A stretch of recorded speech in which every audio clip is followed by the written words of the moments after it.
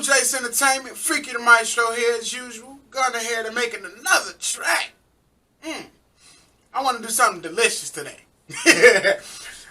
So I kind of already got a couple of chords that I want to utilize.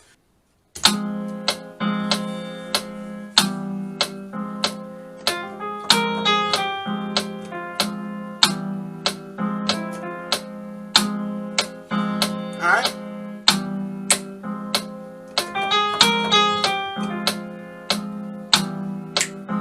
And I want to lay that piano right on top of that. And that's going to pretty much give us our first little snippets of what we want to really do. So let me go ahead and lay that down.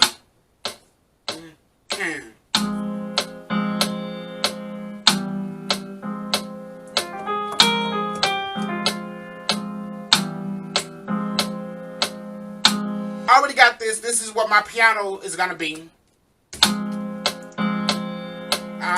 Get rid of the click. So, I want that to be hidden. I want not so much where it's not going to be heard, but I want it to feel like it's in the back. So, a couple of things that you can use to make an instrument feel like it's further back inside of your mix is I like to use reverbs. So let's focus on trying to use reverbs. And let's look at what reverb can actually do to a sound.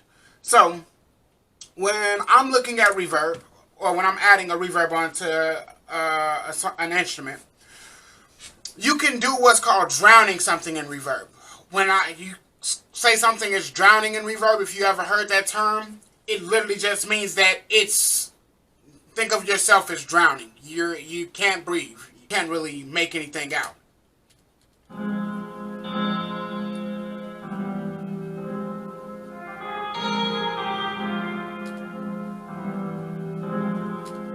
So that would be me drowning that sound in nothing but reverb. That is. Now, in most cases, I'm not looking to drown something. Now, what I want with this though is I want to put it in the back. So by adding the reverb, it is going to give it some more depth. It puts it further back into my mix. So by giving it...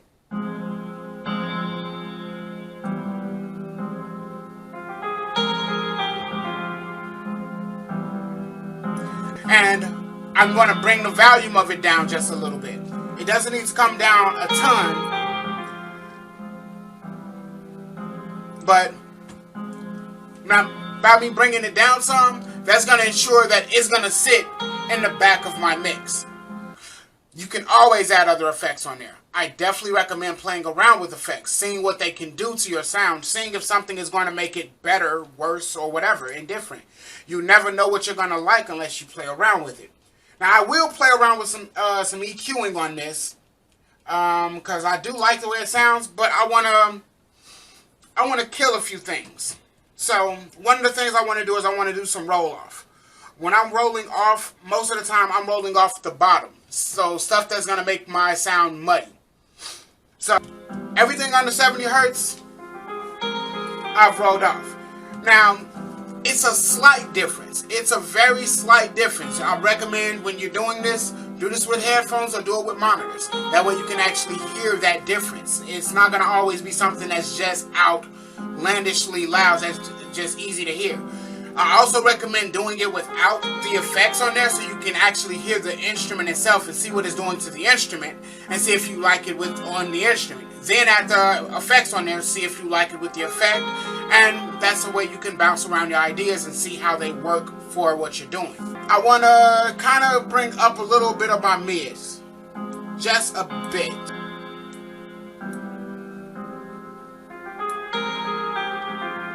And that's hitting that high note that I'm getting. Right around there is when that's getting hit. So it makes that ring a little bit more. That's fine. I don't need to touch that no more. I'm going to leave this as it is, and now I want to go in and I want to go grab me a kick drum. Now to make sure that they're following where I want them, that's all. I want to grab those and move them back. And that's what I mean. Just play with things and see how they sound to you.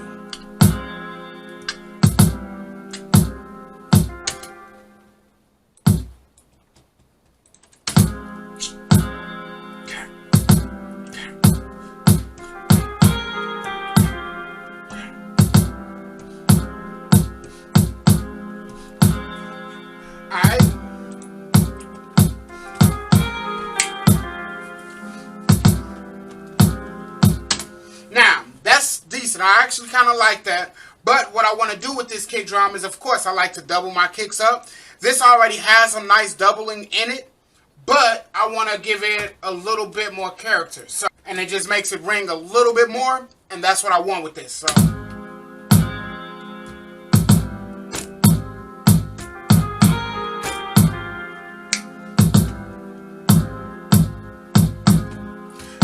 Now, the only thing with this ringing is I want that ringing to be controlled. So I'm going to purposely cut it, and I'm going to add reverb on top of it so that it can make the entire kick drum sound actually last a little bit longer and give me the character that I want. So I'm cutting that back a bit.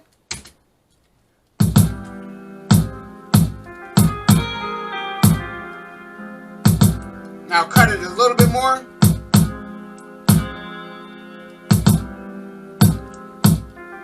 And it's right there. It's perfect for me. I don't need to really do anything else with cutting that sound, because it has everything that I want there. It has all the character I want. Now, with all the character there, I want that to actually sing for me. Sing for me.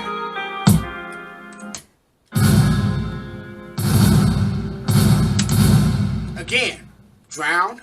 And with the kick drum, I don't want to actually have the kick drum just drowned or have too much on there. It should just be barely on there. I just wanted to give it a taste. Just a taste of reverb on there. It's in there. And that's what I'm hearing. So, right now, my next instrument that I'm going to work on is that clap. I want a clap, but I want a rim shot with that clap. So I want it to be a combination of the two. I kind of like that clap. And I can shorten that clap. We'll shorten that clap up some. Because I don't want it to have... I want to add the reverb to it. Again, it's all about control. So I shortened it up. I didn't take everything away. I left some there for me to play around with. Now, on top of that, I want to get, so I'm going to add a little rim shot to that as well. I got them together. Let me go ahead and connect them to the mixer. And we're going to add a reverb machine onto that as well. So, I want to add reverb and a bit of compression to it as well. Again, play around with all of that stuff. I kind of already have an idea of what I want this to sound like, so I know exactly what things I want to put on it. I don't need to add a lot. I want to add a tape to the... I want to add like a flanger onto the snare. So that's what I'm going to do. I'm going to add a flanger onto the snare. It's going to sound kind of wonky. Wonky. But it'll sound alright just the same. It'll taste alright just the same.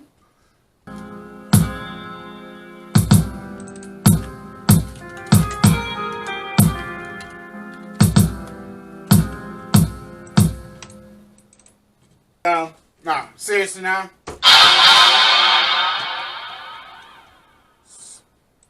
I likes that. Now we gotta get rid of some of that reverb. A lot of it. Get it about right. Here we go. Now.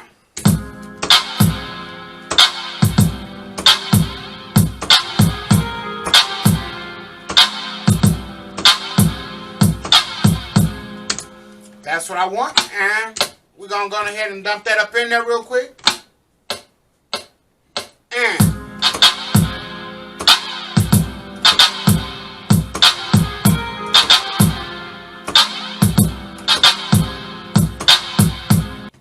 yeah, just got to have fun with it, y'all. Once you have fun with it, it comes together nice.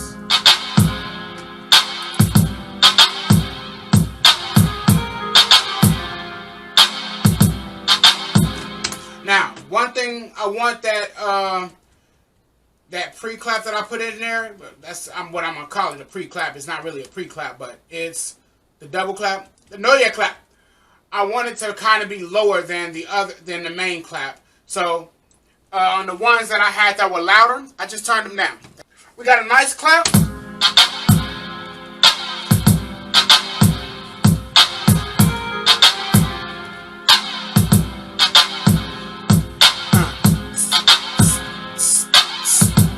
Now I want to throw some hi-hat up in there.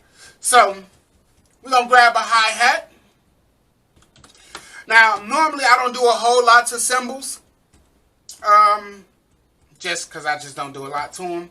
I like my cymbals to kind of have as natural of a feel as I can. I love live instrumentation, so I want things to sound as live as they can. On the cymbal, I'm going to phase it. I want to phase my cymbal. That's what I'm going to do to the cymbal.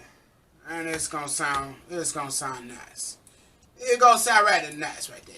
That's going to sound nice. See that? Nice. Sounds nice. And we're going to play with it a little bit more.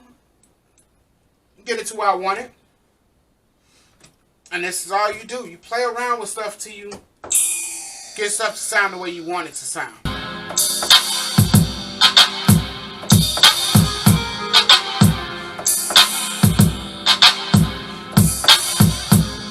Yeah, let's go ahead and throw that up in there.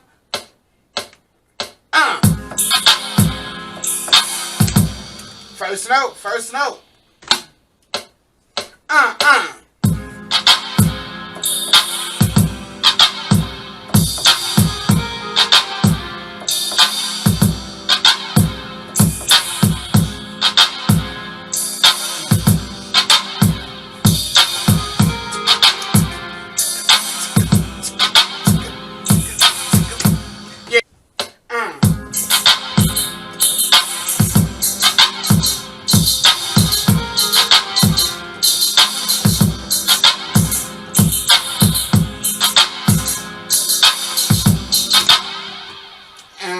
I got my cymbals in there. So now my cymbals are in there. Now we got cymbals, we got hi-hats, we got a kick, and we got a snare. You know.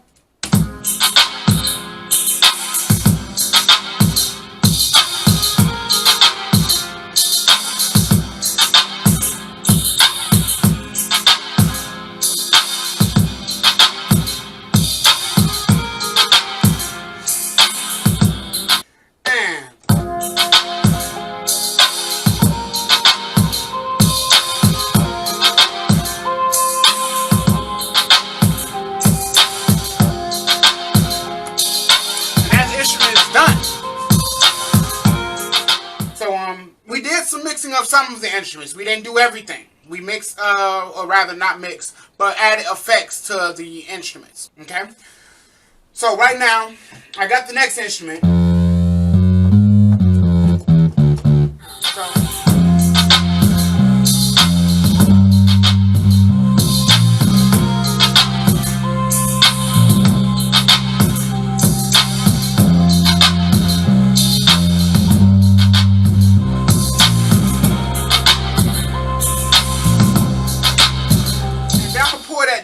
Because again, that's loud. It's really loud. It's monstrously loud. So we gonna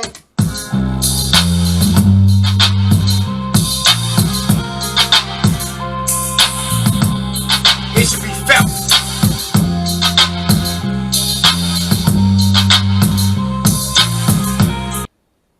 And let's do it. Start on the one.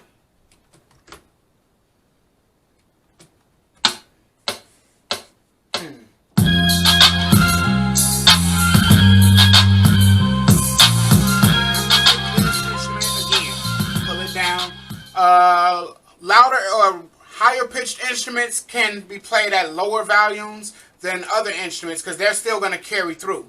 So I can bring this instrument down some.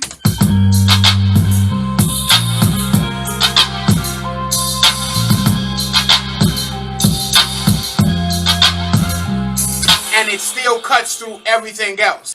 By panning this instrument to a part in this, to a place in the spectrum where it's not sharing its space with anything else, it's really gonna sing out.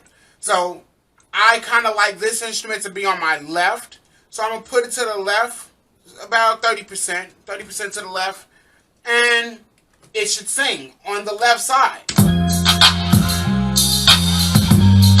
there's nothing else in that spectrum, so it has that space all to itself. And that's a track. You've got everything that you needed, and it took no time to go ahead and build it. There's nothing else to put up in it. We just need to go ahead and turn it into a track. So once again, I want to thank you all for going ahead and watching me make this track, this journey on building this track. I hope you enjoyed it. There's going to be much more music to come. Again, go ahead and make sure that you check out all the music that we do got that's uploaded everywhere. Patreon is going to be up soon, so I'm going to definitely be needing your support on there. And website is coming soon as well. I'm going to drop the details for you on that. Again, I want to thank you all. And as always, much love.